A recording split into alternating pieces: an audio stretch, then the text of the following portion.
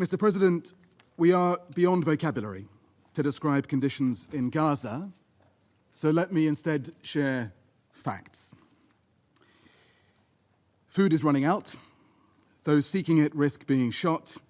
People are dying trying to feed their families. Field hospitals receive dead bodies, and medical workers hear stories firsthand from the injured, day after day after day.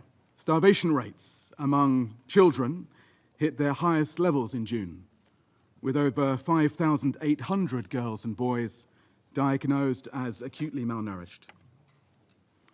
Last week, amid this hunger crisis, children and women were killed in a strike while waiting for the food supplements to keep them alive.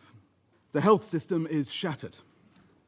Only 17 of 36 hospitals and 63 of 170 primary healthcare centers are functioning, all only partially, even as mass casualties arrive daily.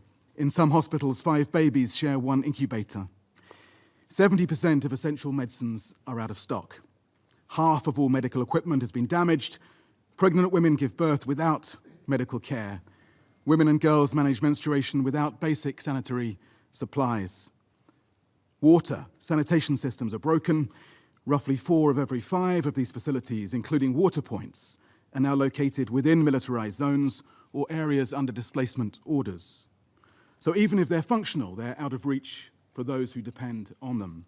Gaza's soaring humanitarian needs must be met without drawing people into a firing line.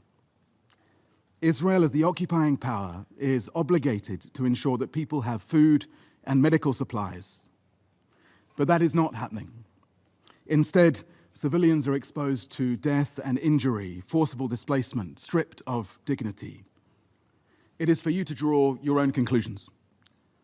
But surely we do not need to debate whether killing civilians waiting in line for life's essentials meets the responsibility to provide for civilian needs. We are awaiting the outcome of Israel's investigation into this and earlier incidents. I hope that you will also consider whether Israel's rules of engagement incorporate all feasible precautions to avoid and minimize civilian harm in all circumstances. Over the past 21 months of war, more than 17,000 children have reportedly been killed and 33,000 injured in Gaza. An average of 28 children have been killed each day, the equivalent of an entire classroom. Consider that for a moment, a whole classroom of children killed every day for nearly 2 years. These children are not combatants. They are being killed and maimed as they line up for life-saving food and medicine. Of the more than 113,000 children screened for malnutrition in June, nearly 6,000 were found to be acutely malnourished. This represents a staggering 180% increase in acute malnutrition cases compared to February.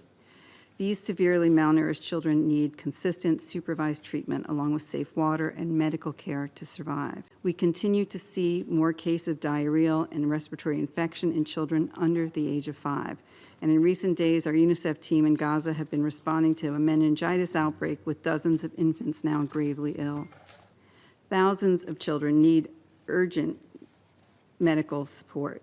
Children with traumatic injuries and severe pre-existing medical conditions are at risk of death because the medical care they need is unavailable.